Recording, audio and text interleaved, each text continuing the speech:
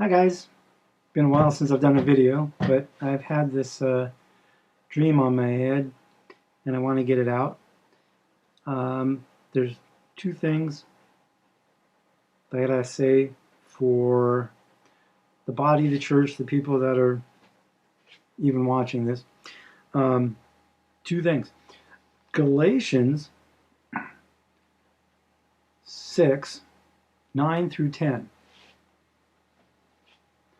Of course, you look at the numbers and you go, hey, there's a 69, one right side up and one upside down, and there's a 10. Well, 0 is nothing, so it's 69 plus 1, and that makes 70. A complete number means something. But anyways, let's go on and read it. So it's Galatians 6, chapter 6, verse 9 through 10. And let us not grow weary of doing good, for in the due season we will reap, if we do not give up. So then, if we have opportunity, let us do good to everyone, and especially to those who are the household of faith.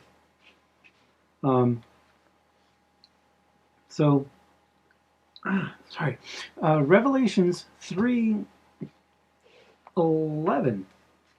which I'll jump down there real quick.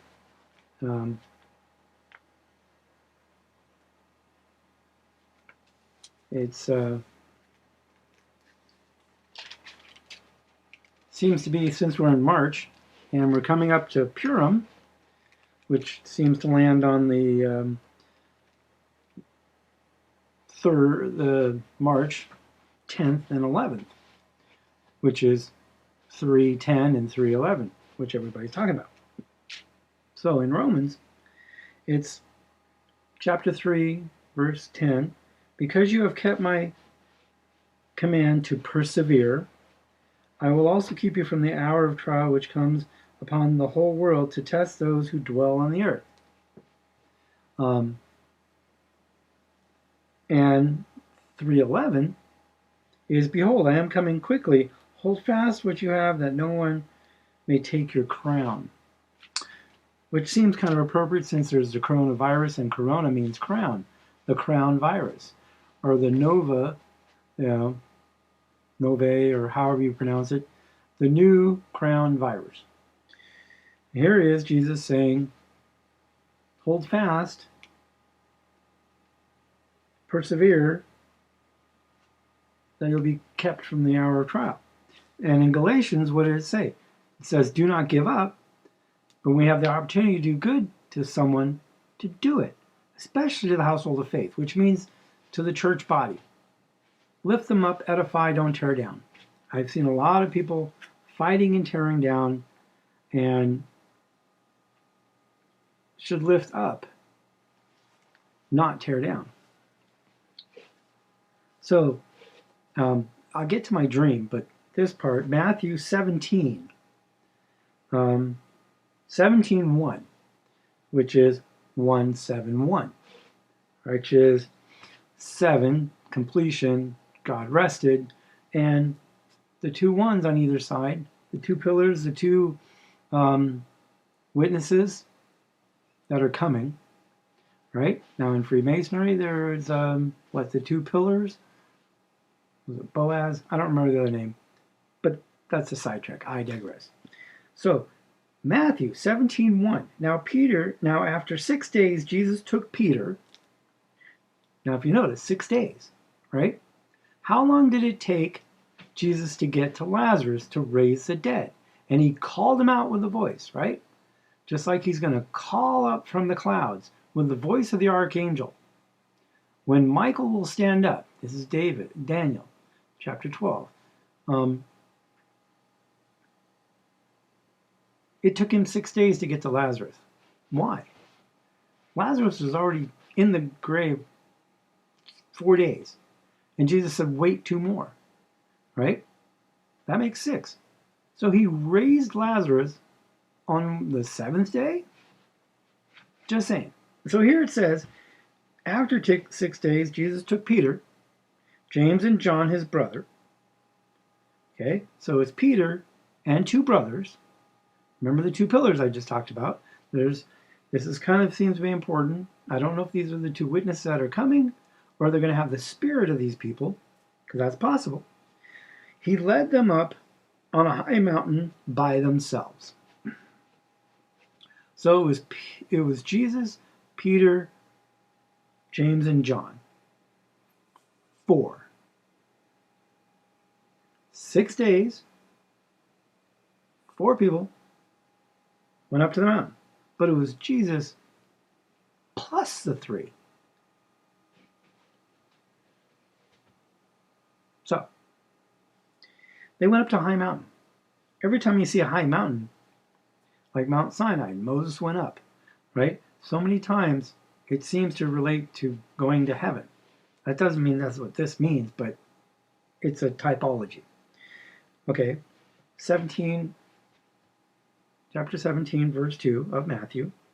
And he was transfigured before them, changed, in an instant. His face shone like the sun, and his clothes became as white as light. Face got bright. His clothes, even his clothes, not just his body, but his clothes as well, became white as light. This will be important when I tell the dream. And behold, Moses and Elijah appeared to them and talking to him. Then Peter answered and said to Jesus, Lord, it is good for us to be here, if you wish. I don't know if he's really kind of asking. I mean, he's kind of asking, and then he makes a statement. It's like, Lord, is it good for us to be here? But there's not a question mark. It's a semicolon. If you wish, let us make here 3 tabernacles or 3 altars. Every translation seems to have a different word for this. You know, this one says tabernacles. I've read it where it says make 3 altars. For you, one for Moses, one for Elijah. It's interesting they say tabernacles because the Feast of Tabernacles, you know, where Jesus went up in the midst, and it was a winter feast. While he was still there speaking, behold, a bright cloud overshadowed them, and suddenly a voice came out of the cloud saying, This is my beloved Son, in whom I am well pleased. Hear him. Okay? God's voice came in a cloud. It's telling them, this is my Son. It was a statement. It wasn't a question. So people say, how do you know Jesus is the Son? The voice of God said so. And what does he say? He's well pleased with him, and he says to hear him, to listen, to hear. Okay? And when the disciples heard it, they fell on their faces and were greatly afraid. I would too. The voice of the Almighty calling down from heaven, telling you, this is my Son. I'm well pleased with him. You need to listen to him. Is there any other question about all the other religions and all the other faiths or whatever else in the world, where here you have the Almighty calling down, telling everybody, these 3 guys, hey, that's my Son. Okay? When the disciples heard this, they fell on their faces and were greatly afraid. That's humility. But Jesus came and touched them and said, Arise and do not be afraid. When they lifted up their eyes, they saw no one but Jesus. So they put their faces down. Moses and Elijah left. Jesus was transformed back. But they never saw that because their faces were on the ground because they were afraid. Because they were in the presence of the voice of the Almighty. Now, if you notice, they fell on their faces and they were greatly afraid. Okay, they humbled themselves. Then Jesus came, touched them. I've read other translations where it says he called to them or he spoke to them, right? And said, Arise and do not be afraid. This sounds like the transformation in a twinkling of an eye. He's going to call out to us, what? Do not be afraid. right? He touched them, he called to them, whatever. He said, arise. See that hint? One, they touched him. If the angels are coming to grab us and take us out spiritually, they're going to touch us, right? If the translation says that he spoke to them and said, arise, do not be afraid, well, he calls down with the shout of the archangels that the dead in Christ will rise, and then we will be translated, transformed. See, it's showing what's going to happen in the future. And he says, arise. To go up is to arise. Okay. They lifted up their eyes, and they saw no one but Jesus. Or this translation says, they saw no one but Jesus only. That's a clue. You keep your eyes on Jesus, not everything else going around the world, and he's going to call out and tell you to arise. Yeah. They came down the mountain. Now, as they came down from the mountain, Jesus commanded them, or said to them, right? Different translations, but I think the commanded is a good way of putting it. Tell the vision to no one until the Son of Man is risen from the dead. He was giving them a clue that he was going to die and he was going to be risen from the grave, from the dead. Okay? Now, how does this all translate to my dream? Well, oops, here we go. The dream was I was on the beach and I saw boats, not ships or anything else, just medium-sized boats, not fishing boats, like they're called cabin cruisers, where people can go out and they can scuba diving, or they can just troll around, or they can do some fishing. They're more like pleasure boats or whatever. And they were coming in out from the ocean and just kind of stopping. And I was in this kind of like a bay. And I could think of Morro Bay, which is like a half moon bay or a crescent moon, which I think is kind of appropriate. They were all coming in, they were stopping. They weren't grounding themselves up on the beach, but they were like halfway out. You could swim to them, okay? And they just kept coming in close to the shore and dropping anchor. And I thought, that's really weird because it's too close for them. Normally they wouldn't do that because they're just past the breakers, where the waves are. And I saw a tent on the sand. And I thought, okay, interesting, but okay, I'm going to go in because all these boats are kind of not docking, but parking themselves out there in a sense. So I went into the tent, and as I went into the tent, it was a small tent, but it was tall, almost like those shower tents or whatever. When I went in, it was big, which was really weird, which meant time and space dimensions didn't really apply. I went in, there was two girls inside. One was blonde, one was brunette. And I told them that, which I noticed when I looked around, it was almost like four walls. It was no longer a tent. So it was big size, 8 by 8 room, something. Although the tent wasn't that big, but when I walked in, it was. Strange. So the blonde girl was all afraid and panicking. She was freaking out. And, I grabbed her, not hard, but I just said, hey, to get her attention and say, look, you need to calm down. There's a bunch of boats docking or parking themselves outside, so something's going on. So stop freaking out and panicking. Come outside and take a look. The brunette said, yeah, okay, we should really check it out. So the blonde girl goes, oh, okay, and she agreed after she had calmed down. We went outside, more boats were in, and the water was receding. Not quite to where the boats are, but you could see it pulling out. And I went, oh gosh, I know what this is. There's a tsunami coming, okay? Because the water always recedes and then it flushes in. Okay, so I told the girls, we need to leave. And we need to leave now, okay? And we got to go the opposite direction. I said, something doesn't feel right. You get that spider sense, or your hair stands up in the back of your neck. It's just like, I know it's not good.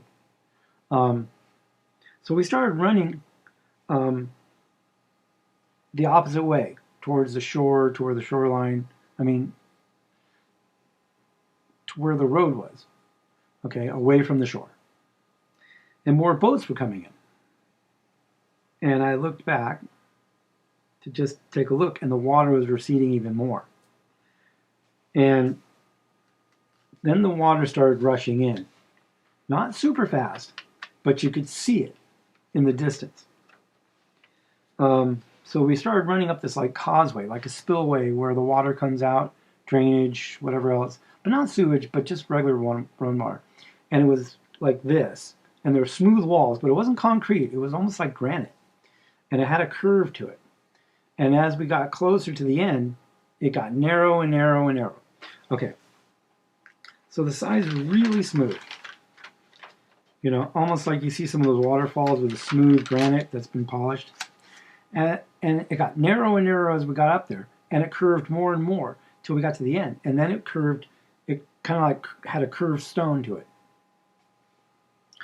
And there was no way to get up, because the walls started out at, 15 feet, and as we got to the close to the narrow, it was like 10 feet, and maybe it was 25, 30 feet at the beginning, and then it got to like 15 feet, 10 or 15 feet, but it didn't matter, because it was so smooth, and there was water on it, so you couldn't climb up. There's no way to get any grip.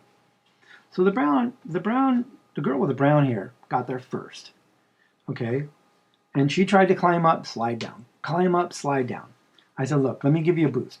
So I lifted her up, and she caught the edge. So she was hanging up there, and she climbed up. She got up, and she was on a flat area. She says, come on, let's go. The water's coming. And I turned and looked. I didn't see anything except for the water. So I said, okay, but the blonde girl's coming, right? I mean, hopefully she's on her way, And then I heard this shout, wait for me! And it was really far away. And I was like, okay, I'll wait. But I could hear the roar and the rumbling and the wind rushing in, And the other girl says, just jump, and jump now, right? Because she was concerned. It's like if I waited too long, I wouldn't make it, So I waited, and I saw the crest of the wave. And I said, okay, I can't wait any longer, because there was no sight of the other girl. So I jumped up, grabbed the girl's arm. She was holding me, and before I climbed up, I said, just give me a few seconds. The water was rushing. It got closer and closer, and all of a sudden the blonde girl was there, and she's like, I'm there, I'm here. I was like, okay, grab my hand.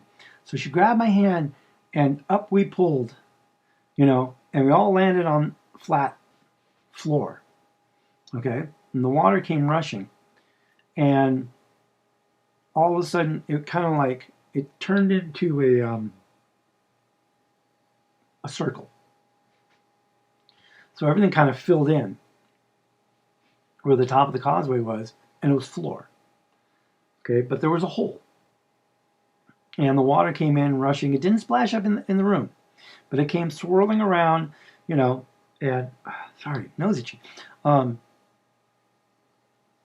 girl's like, well, let's go find out where we are,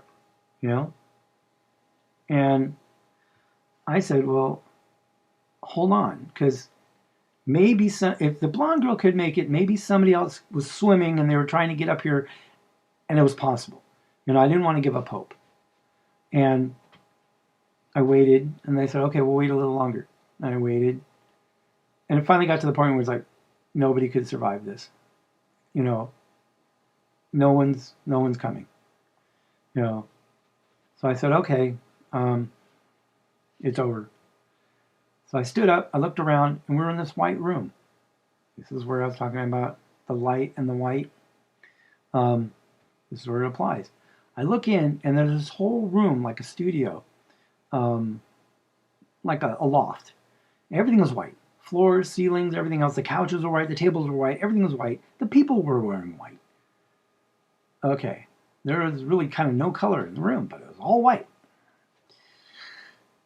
And I'm not talking about the people, the color of skins. That's not it. This is not a racist thing or anything else like that. It was just everything was white. Sterile, clean, white, whatever. There was a partition wall over to my left, and there was an opening in it, and you could see through. There was no glass or anything. And the girls were like, let's go check out that other room. I'm like, okay. We're here. Might as well see what's there. Walk around the partition. I see like a big screen window, something. I didn't really pay attention to that, but I saw a microwave over on the table on the left side. It recessed, built into the wall, and there was a girl standing in front of it. She was cooking food. I don't believe in microwaves just because of the radiation. But that's me. They are convenient. So the blonde girl goes running over, where's my burrito? I was waiting for my burrito. Which I thought was really strange because like, we just got here. How do you know about the burritos and everything else? Right? She ran over there and she couldn't find her burrito. The other girl was cooking another one. I said, look on the table over there on the left side of the microwave. There was a burrito sitting there. I said, she probably took it out so she could heat up hers. It's probably still warm. The girl's like, yeah, I just took it out. So, okay. Blonde girl grabbed it. She started eating.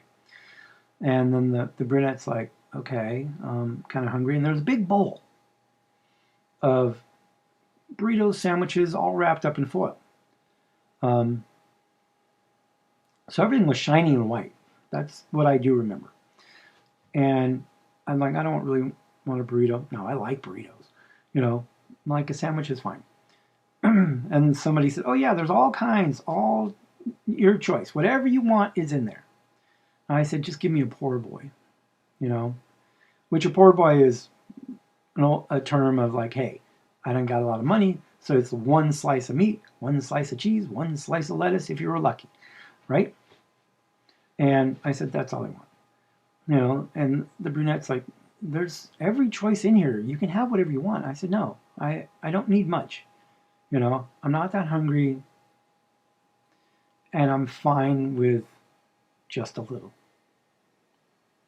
So I looked over, and there was one that was a poor boy sandwich. They were all labeled, right? And I pulled it out, and as I was pulling it out, I thought, okay, it's a good size, sandwich, foot long, whatever. And I thought, okay, 2 feet, like 2.5, almost 2.5, 3 feet long. I'm like, this thing is huge.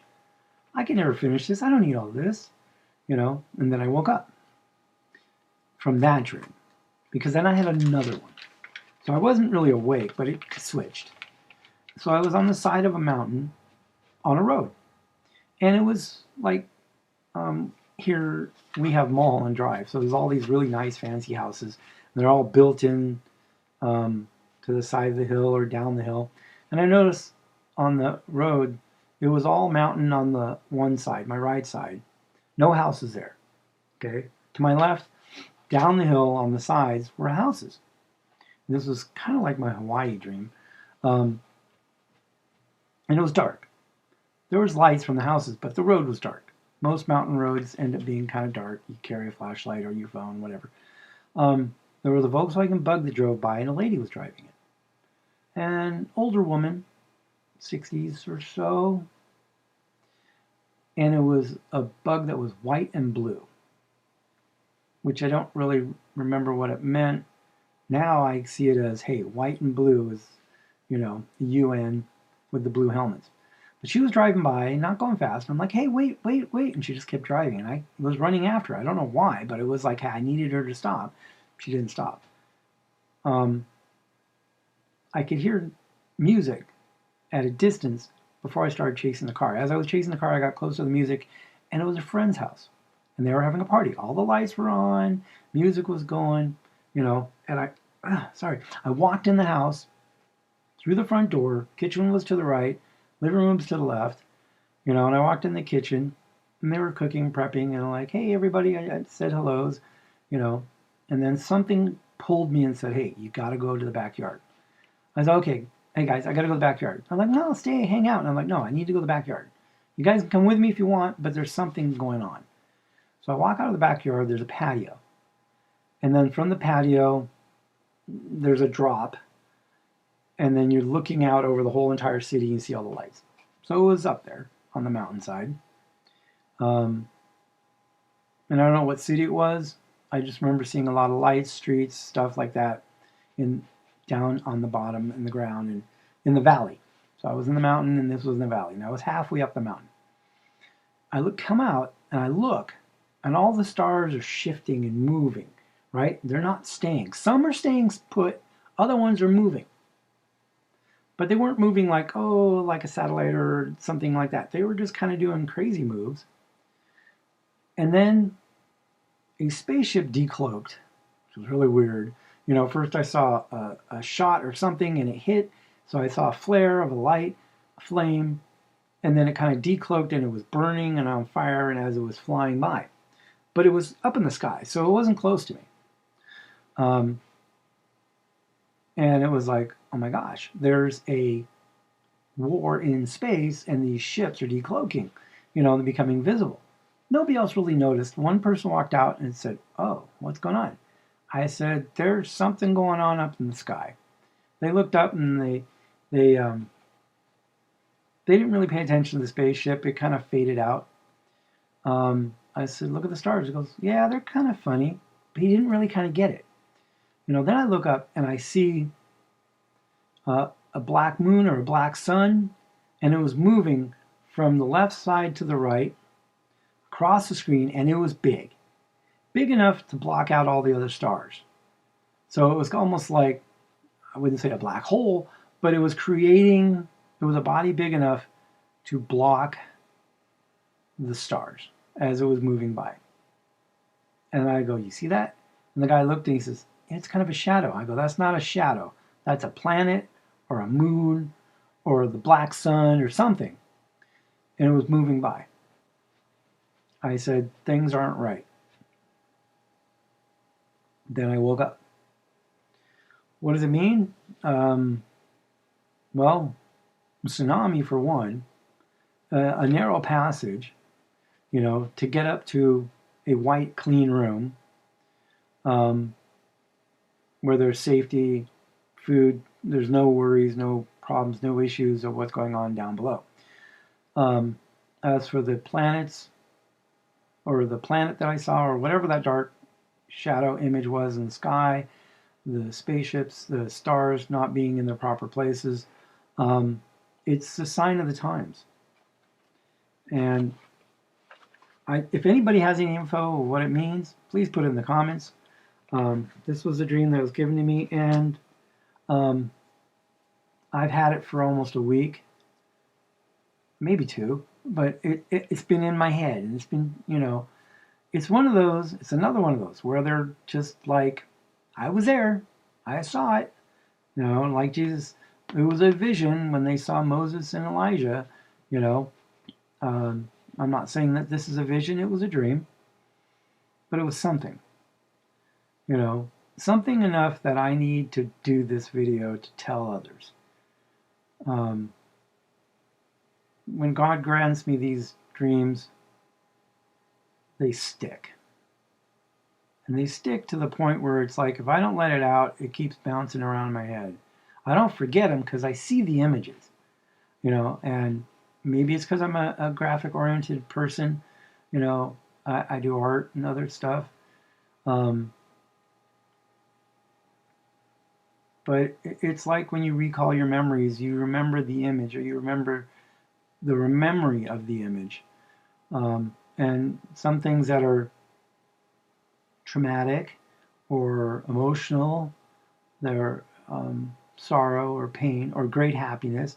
I mean, all these emotions seem to kind of make us stick, you know, or you remember a certain moment back in your life, and you were listening to a song or something, and then you hear that song again, and it clicks back that whole memory. It could click back the emotions, you know, it brings it to the forefront.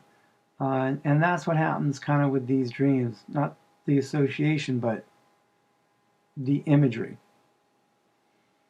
And if it's a warning, I hope somebody heeds the warning. You know, if it's something that's going to happen in the future, I hope we're ready, prepared. Or if you notice in the dream that we're taken up to a safe place. Now, Jesus is the truth. He is the way, the truth, and the life. And no one comes to the Father but by him. It's his shed blood on the cross, his sacrifice. Just like in the Garden of Gethsemane, he said, Father, if this cup can pass over me. If there's any other way, there is no other way. There was no voice from heaven saying, yep, you can do it next Tuesday. This is what he had to do. He also overcame. What did he overcome? Sin and death. He conquered sin and death. But I think there was something else too. When he said, not my will be done but yours, Father, he overcame the self. The person that you identify with and what you want to do and what you think and what you should do. The I. Versus you. When you're a little kid, it's all about me.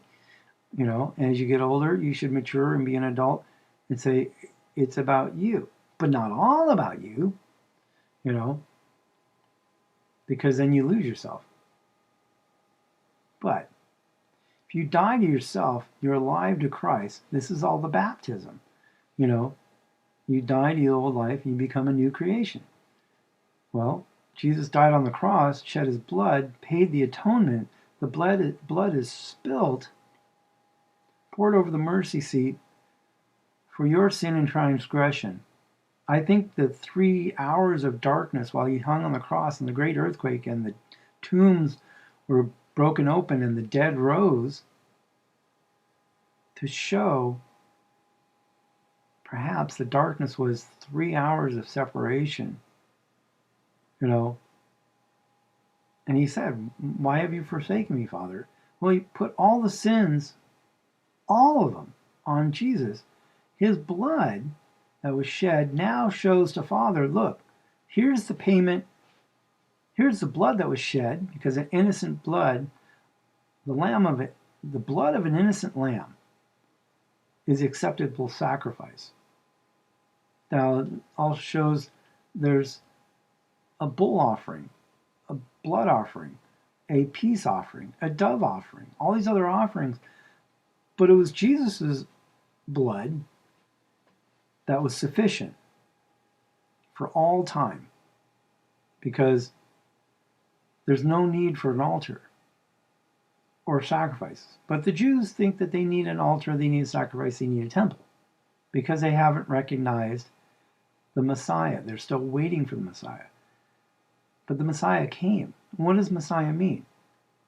I mean, Yeshua HaMashiach, the Mashiach, the chosen one, the anointed one. He is the one. He is the chosen. He says he is the Alpha and Omega, the beginning and the end. If you notice, the Alpha is Jewish and the Omega is Greek. And he's not partial to either one. All have fallen short of the glory of God. No one can work their way into heaven. It's a gift. It's by grace. The question is, are you going to accept the grace? Are you going to accept the blood offering? Are you going to accept Jesus and invite him into your life and let God run your life versus you running your life? Because in the end, during the judgment, what does he say to the goats on the left? Depart from me, you workers of iniquity, I never knew you. Even though they say, but didn't we do, on your own desire to do it. But on the right side, he says, well done, good and faithful servant. Enter into your rest. Now, what does that mean? He said, well done. You're doing good and faithful, right? Servant. Now, it does say that Jesus said, who are my brothers and sisters? The ones that do the will of the Father. What is the will of the Father? That you should love God with all your heart, your mind, your soul, your body, and love your brother as yourself. Okay. Now, if we're a servant, we're serving who? Who's your master? You can only have one master. It's either God in heaven through his Son and the Holy Spirit, or people say, well, your master could be money. Your master could be your idols. Your master could be Lucifer. The one they don't talk about is you. Are you a master of your own life, or have you done what Jesus did in the Garden of Gethsemane? Got on your knees, humbled yourself, prayed that you will do what?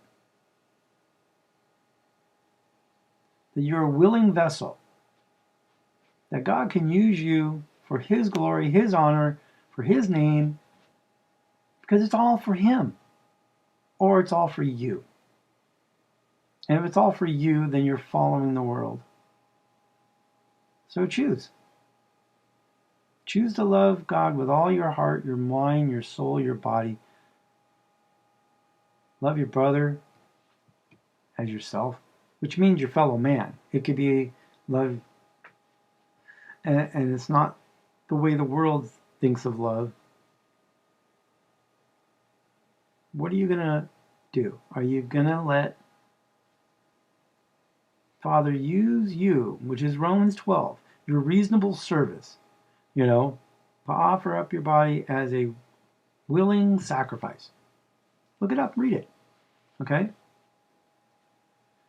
So, choose Jesus, choose life, or choose the world and choose death. And who is the ruler of the world? Lucifer. Does he lie? Yes. Does he cheat? Yes. Does he want to destroy? Yes. Does he hate humanity and all mankind? Because that's God's creation? Yes. So the only way is Jesus, Yeshua, the Hamashiach, the Messiah, the chosen one. When he asked Peter, are you going to leave me too? Because all the other disciples decided to leave. Not the 12, but he had more people following him. But they left because the words were hard to listen to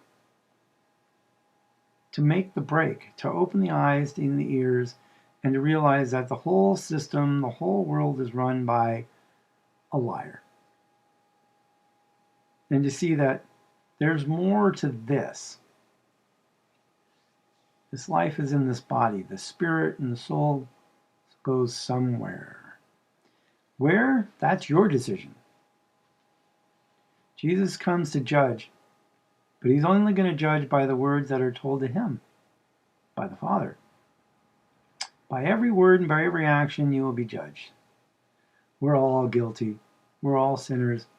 We deserve the punishment that we're going to get.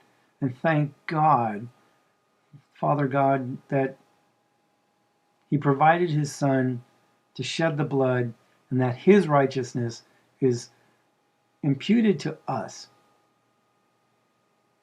He took our sins. We get to have his righteousness. Does that mean we're righteous? No, but we're covered by his righteousness, which is the blood. So, that's my recommendations. I love you guys.